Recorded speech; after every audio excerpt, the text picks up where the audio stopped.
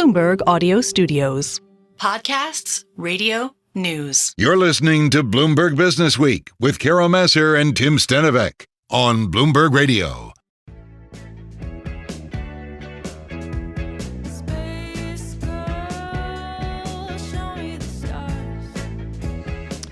Well, our next guest has spent more than 4,000 hours in space. She's been a part of 3 NASA missions, including a 6-month mission to the International Space Station that launched a day after her 50th birthday. She's got a new book out. It's called Sharing Space. It breaks down the insights that she found essential to her success, including knowing how to adapt when a role, down to the size of a spacesuit, does not have women in mind. Sharing Space, an astronaut's guide to mission, wonder, and making change, is out today. We've got with us Cady Coleman joining us this afternoon. Cady, how are you? I am great. Thank you. And thanks for the music. That was awesome. Hey, all credit to Paul Brennan, our producer. He is the music whiz here. Congratulations on the book. I'm wondering, when you write a book like this, if you're thinking your entire career as it's happening, that one day you're going to put it in a book. Is that how it went for you? No. And if it did, I would have definitely taken better notes, right? I would have been written diaries and journals. And actually, it's something that I really encourage the other folks. In fact, an author, Andy Chaikin, he begged me, he goes, Cady, we're up on that station, just talk into your iPhone. Okay, you don't have one of those. Talk into something, just little notes, anything that'll remind you of everything that you've been doing. Because I think, we all notice so much. And but I didn't expect to be writing a book, but in a way, as I retired a few years ago, and you kind of look back and things haven't changed enough, and I decided a book was necessary. And so, walk us through your process then, given that you didn't take notes at the time, you were probably busy doing space things, as I would imagine. What did this process look like? I would imagine, you went back to your former astronauts, people you shared the air with. Walk us through that a little bit, the tick-tock of how you actually did it. Well, I really didn't want their side of the story, No, I did. In some ways, by being a retired astronaut, I get to go out and talk a lot and talk about my experiences. And I am somebody that actually kind of processes their life through talking, with others and makes decisions that way. And it's, I think what needed to be in the book got brought together by going out and doing these talks and looking out into audiences and realizing what was essential. I remember one group of women they were all seniors in college being courted at the very big computer conference. I'm just so embarrassed it's run out of my head. But mostly for women. And so, basically being their speaker and realizing this was an audience of about 100 young women, all in computer science and engineering, and realizing that this is them. They are the future. And I have only 20 minutes to impart to them things I think they really need to know. So the little moments like that, I think, really led to the book. Well, I want to talk a little bit about your career because it's been so interesting. A PhD from UMass Amherst. You went to MIT. ROTC was sort of your introduction into service, it sounds like. Can you start at give us the abridged version of how you found yourself, how you were able to become an astronaut? This is every kid's dream, and I think a lot of adults' dreams too. And not as many, I'd say, young girls as one might think, even these days. In our small town, our person that cuts hair, Hannah, on the door of her salon, kids are always drawing astronauts, and they're always girls, which is, I think, very, very cool. We're gonna work on Cady's connection, which is ironic because I think she, at one point in her career, played an instrument from space on National Public Radio. Yeah, it's so unfortunate. I would imagine there was a connection. We don't have that technology on Earth when that yet. happened. Yeah. But we're going to get back to Cady Coleman. Her new book is An Astronaut's Guide to Mission, Wonder, and Making Change. It's called Sharing Space. The book is out today. Cady.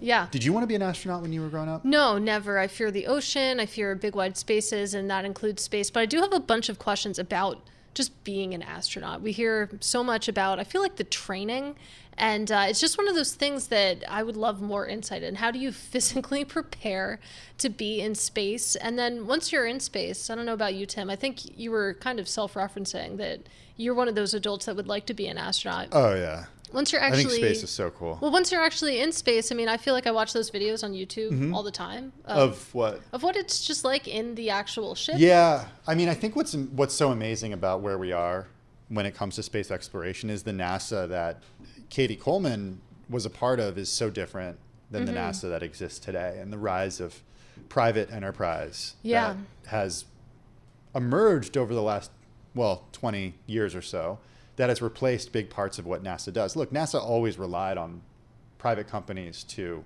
help innovate, but the way that it's relying on SpaceX now and potentially on Boeing for future missions is certainly something to speak of. The idea, I think, too, Katie Greifeld, is that more and more people who are not trained as astronauts by governments are getting an opportunity to go to space. Yeah, private civilians without very that wealthy training. Ones. Very, very wealthy ones. We could name check a few billionaires there, but I mean, when it comes to that, just you think about the space race and the urgency and sort of the importance of it. It feels like this handover to those private companies, like you were mentioning about. I mean, is that the path forward? How do we continue to push out into space if you have agencies such as NASA running into these funding concerns and other things? I think there's also an element too here of a global cooperation that exists in space that I think is not necessarily going to be there if we, for example, the space race between the U.S. and the Soviet Union, obviously a big deal when the U.S. put a man on the moon first. But then you have cooperation with the building of the ISS and the development of the ISS. And then also when we were no longer using the space shuttle to bring people to the ISS, we as a country relied on on Russia and their Soyuz capsules to bring astronauts home. And that was recent, correct? Very recent, yeah. Yeah, which is, I mean, it's maybe a good sign for humanity that when it comes to matters such as that, there is a degree of cooperation and working together. So there you go. But there's also the rise of military branches as a result of space, like Space Force is a new branch of the military. That's still around? It's still around, yeah. It's still around. I feel like we haven't talked about it in a while. We haven't. Space Force. Yeah. Yeah, but I don't know. I think about Elon Musk all the time. Obviously, we're at Bloomberg News, and I still spend a lot of time on Twitter, and I think about Elon Musk a lot, and I think about his big ambitions. I mean, he wants to go to Mars. He wants to die on Mars, pretty much. Like, he wants to live on Mars. And you think about just, I don't know, he's kind of made that his life's mission. He has incredible funds, and you think, I mean, is that what is going to take when you think about, again, sort of keeping the momentum and the ambition and vision of space exploration? If it's not the governments, and maybe it's the governments if they can, put their military apparatuses up there, but beyond that, when you think about just wanting to develop space, I do think it's an interesting question. Should that be the arena of billionaires? Well, let's actually pose that question to Cady Coleman. We only have about a minute with you, Cady. Then we're going to do some news and we're going to come back. Cady and I just covered a lot there. I know you were working on your connection, but what do you make of the rise of private enterprise, companies like SpaceX and certainly Boeing to a lesser extent, supplanting a lot of what NASA has historically done? The more the merrier, not to trivialize it, but more people in the game bringing their ideas, their new ways to do things, and doing them in concert. We talk about these companies as if they're alone, but they're often doing things with NASA, for NASA. And I think, each of these, we talk about the billionaires, but each of them has a vision and they have resources and they have, a vision of how to pave the way to space for more people. And each of those visions I find to be valuable. And I like to look, more at the substance than at the people there, and just to see what they're accomplishing. And I like what each of them are doing. The more people you bring up on orbit, the more people get that view and understand actually the magnitude of what we can do up there. That view just seems incredible. Yeah, absolutely. I like that thought that it's almost like this gateway into igniting more people's ambition. The more people that can see that, the more people that will probably want to go up. Hey, we're speaking right now with Astronaut. Yeah, we have to, let's do some news. Cady, and then we're going to come back and do more with you. That's Cady Coleman. She's got a new book out. It's called Sharing Space, An Astronaut's Guide to Mission, Wonder, and Making Change. More with Cady Coleman in just a few minutes. I want to get right back to Catherine Coleman. Her new book is out. It's called Sharing Space, An Astronaut's Guide to Mission, Wonder, and Making Change. If you're just now joining us, Cady Coleman spent more than 4,000 hours in space, 3 NASA missions, a 6-month mission to the ISS, launching a day after her 50th birthday. Cady, I want to get right back to just the experience of being in space, because not that many people have actually gotten to do it. I mean, we're talking fewer than 1,000 people. What was it like? Thing, and it's one of the 2 main reasons that I wrote the book, was that it you're up there, and it's not just about the floating, you see my hair be big and we're floating around. It's about the fact that you fly from place to place. It's the only way to get around, and it kind of reminds you that you're in a place that almost nobody else is, and all the rules are different, which is extremely important for science and all the stuff we can learn up there. And at the same time, it's also a human thing to realize that you are one of, in this case, right now there's 12 people up in space on different space stations as we speak, and they're at the very edge.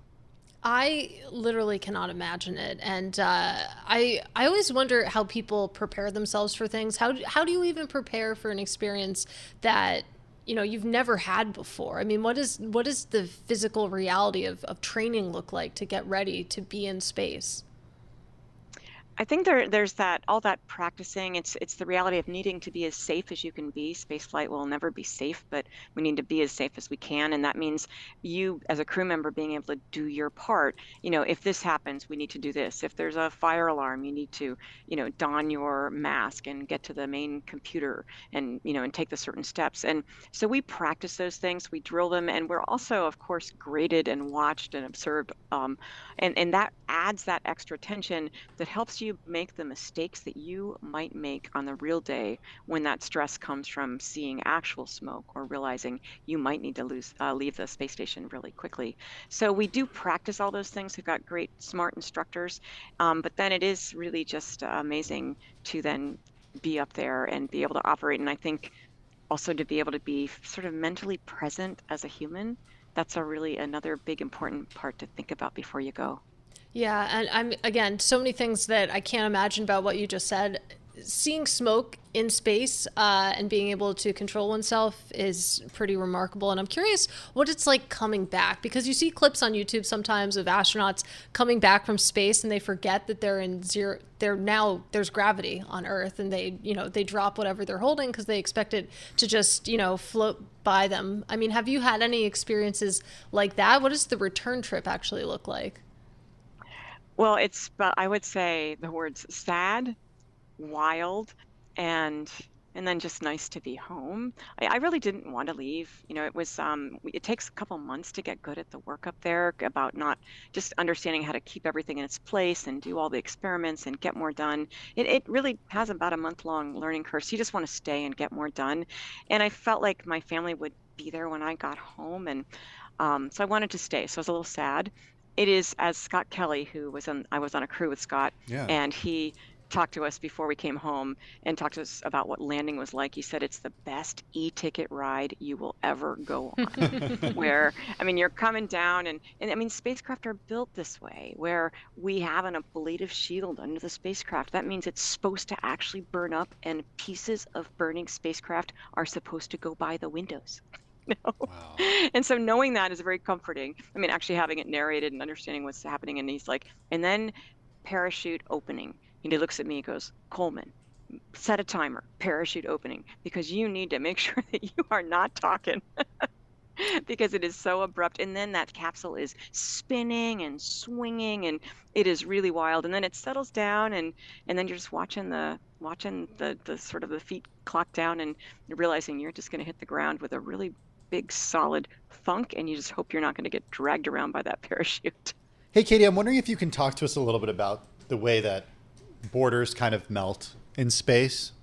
And the reason I'm bringing this up is because, the ISS, for example, U.S. Space Agency, Roscosmos, Russian Space Agency, European Space Agency, Japan, Canada. Oftentimes you're with people from all over the world as an astronaut. And although countries might not get along on the ground, sometimes you're getting along in space. And I'm wondering what your experience was seeing the world kind of come together in space. Being part of, not just the mission up there, but the getting ready. It's been my experience that, the governments say this is what we're going to do together, and there's formal agreements, but it is the people that really bring the mission together and make it happen, because it happens by having dinner with each other, by going for walks, by saying, what's your family like? Can I meet your family? And that's really what brought our crew together. And so being up there, especially in times like these, all I can say is, from what I understand, everyone is doing their job, and that means on the ground, that means the crew up in space, and not even thinking about not doing their job, because the mission itself is really, really clear. Up there, you are together as a crew, keeping each other safe. And, down here on the ground, we don't always agree with each other. I hear all about it on your show, and it's not easy. And sometimes you just have to put the things you can't agree about. They're not part of the mission right now, which is, in our case down here, figuring out how are we going to make sure that everybody can live safely down here on Earth. All right, we don't have too much time left, but one thing we wanted to talk about is Mars. And we mentioned Elon Musk's lifelong dream is to colonize Mars. What are your thoughts on colonizing Mars, or actually putting humans on that planet eventually? Absolutely. We will be doing that. And I think it's a good time for everybody to be thinking about it and how to do it. And even thinking, I like to think about settling Mars, which to me implies more like having a plan and going there together. And for one country to be the only country there doesn't seem like the right thing to me. And I think that comes from that view from the space station of looking back at the Earth. And you talked about dissolving borders. When I look back there, I see, first of all, I feel very close to home. But second, I see that everyone could be, and actually is, so connected if only they knew how much we could accomplish more together. And that includes doing the most important thing I think we'll do, which is colonize and going off and settling on Mars. Very, very cool. Thank you so much for sharing some of your journey with us. You can read more about Cady Coleman's journey in her new book out today. It's called Sharing Space, An Astronaut's Guide to Mission, Wonder, and Making Change. This is Business Week. Think about it for a second, Cady. Games are everywhere we look. They are. Yeah, they're on your phone. Okay. And that's really the only place I look, actually. I'm not just talking about good old-fashioned competition when you play Monopoly or something, or sports or video games. I think we can call video games old-fashioned now. I think right? so. Okay. Restaurants and apps offer us deals or allow us to level up by using a service. Maybe you wear a sleep tracker and you look at that sleep score, trying to get it higher to get more sleep. Cyclists and maybe runners, do you do this as a runner? Yeah. Are you obsessed with comparing your times on certain Strava segments? Not as much. I will say I do wear a Garmin, as we've discussed. And if you're not quantifying your life, what's the point? Well, every week here at Bloomberg, we fight for ephemeral glory against our colleagues in the Bloomberg News Quiz on the Bloomberg Terminal. Needless to say, there are games everywhere. And Kelly Clancy has just written an entire book about games, but not necessarily the way that I'm talking about. She's a neuroscientist, physicist, and author. She's held research positions at MIT, UC Berkeley, the AI research company DeepMind, and more. Her new book is called Playing with Reality: How Games Have Shaped Our World. Kelly, how are you? Good, thanks so much for having me. Yeah, congratulations on the book. How do you define game? So I think of a game as a system that's endowed with a goal, and players involved in the game have to abide by certain rules to get to the goal. So for example, with golf, the goal is to get a hole in a ball in the hole, but you can't just pick the ball up and walk it over to the hole. You have to hit it with funny sticks and abide by certain rules. And so, Kelly, you make the point, the argument that games have been really important to human progress. And that's a big statement. So maybe just unpack what you mean by that. Like, what have been some of the pivotal games out there that have advanced humanity to where we're sitting today? Yeah. So if you look at the history of games in humanity, we actually have evidence of games going back further than written language. And actually, it's not just a human endeavor, of course. Like almost all animals play, mammals play. It's very hard to find animals that don't play in some form. So it's this kind of evolutionarily ancient behavior and something really important. I was working at DeepMind, and this company is famous for having created AI programs that play really complex games like Go or StarCraft at expert human levels. And I was wondering why it was that a company would be spending hundreds of millions of dollars on training programs to play games. Like, what is so compelling that animals across different evolutionary genuses and humans throughout history have been so drawn to games.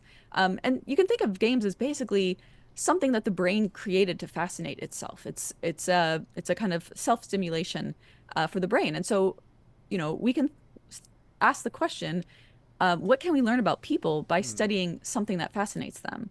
And of course, games are completely fascinating to people. We have people with gambling addictions. We have, histories of games being outlawed by kings before being so popular. So the general question was, what can we learn about the brain and people and human behavior by studying games? Well, what can we learn? Because you also argue in the book that games can be dangerous. And so I'm curious how games become dangerous. Yeah. So games are in part compelling because the whole MO of the brain is to create models of the world. It's trying to predict what's happening in the world. It wants to be able to anticipate, events coming up. And so the brain is trying to make models of the world, and anything that's kind of it's uncertain, like anything random that it hasn't modeled, is like a big red flag to the brain that that's something I don't understand and I want to learn more about it. And games are all about uncertainty. If you think about tic-tac-toe, little kids will play tic-tac-toe until they realize that it always ends in a draw. Wait, hold on. Hold on. Wait, I'm actually going through this experience with my 5-year-old right now. Oh, yeah? The one who wanted to go to the library? Yeah, which is a true story, Cady. Yeah, for sure. I would always tell a true story. I thought people can win tic-tac-toe. Is it always ending in a draw? Are you just beating him? No, it's always ending in a draw right now. Oh. And I'm like, when is one of us going to win? I'm not sure which is more embarrassing potentially, but Kelly, please go on. Save me. Well, if you play it perfectly, it always ends in a draw. So if you play it like the most optimally you can, it can win. It can end in a win if one player is very naive and they don't really know the right strategy. That's right, 5-year-old. Yeah. Wow. You show them. Wrecked. Yeah. But so when it's sorry. No, please go ahead. Oh, it's just so yeah. Games are interesting in as far as they're uncertain, unsure. There's something, there's a sense that we're learning something from them, and this can be kind of hijacked by things like gambling or dice, where there's a sense of learning. There's a random signal that the brain is really compelled to, drawn to, but you never really learn anything from it because gambling is, a random event. And so, this is true of animals as well. They can become addicted literally to random processes, to dice. So this is the danger of games, is that they can sort of draw us in and keep us enthralled. Yeah, and I mean, you think about a border collie. If you teach a border collie how to play fetch, it will never stop wanting to play fetch. So it's definitely dangerous from that perspective as well, Kelly. But talk to us a little bit about game theory, for example. And when I think game theory, I think of the military. Honestly, I think of war. And when you talk about how games could be dangerous, I mean, is that one of the avenues potentially, or is that too far of a stretch? Yeah, that's absolutely correct. So game theory is a field of mathematics that was founded by John von Neumann, who was a mathematician living in the last century, who fled Europe as Hitler was coming to power and became really obsessed with the question of how do we kind of mathematically analyze human behavior? Are there ways that we can work out what truly rational behavior would look like? And he used games as his sort of field of study, because you can think of life as a game where we're making decisions, trying to achieve some goal and working towards it, and maybe playing against other people in the game of life.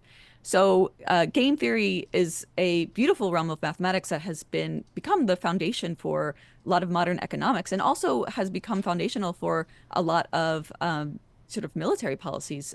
When John von Neumann was working, he was also working on the nuclear bomb. And with the advent of nuclear weapons, we suddenly had war that was happening at a much faster timescale. It could, the course of history could change in a matter of minutes or hours. And so game theory was promised to be this new kind of technology or science of decision making, where it could aid military officers in making these sort of history changing decisions in a matter of minutes. So it was promised to be the synthetic rationality. Kelly, would you consider endless scroll on social media platforms and the way that TikTok's algorithm works? Would you define that or categorize that as a part of gaming? I think it takes certain aspects from gamification where you're trying to kind of grab the attention of users or players as much as possible. And the novelty of a social media feed is exactly the same thing as like rolling a dice. So I think it is in many ways gamified. Yeah. I wonder about the idea of likes and sort of checking back to see if I see you nodding, Kelly. Yeah. Yeah, I think likes, on Reddit, you can actually literally get coins and all kinds of You can get gold, yeah. Yeah, right. Katie, what's so your you're Reddit getting handle? scored. I will never tell. Oh. No. Okay. We'll find out one of these days. One day. Hey, Kelly, really appreciate you joining us on Bloomberg Businessweek. The book, it's out now. It's called Playing with Reality, How Games Have Shaped Our World. Kelly Clancy is a neuroscientist, a physicist, an author. She's held research positions at MIT, UC Berkeley, and the AI research company DeepMind. Once again, the book, Playing with Reality, How Games Have Shaped Our World.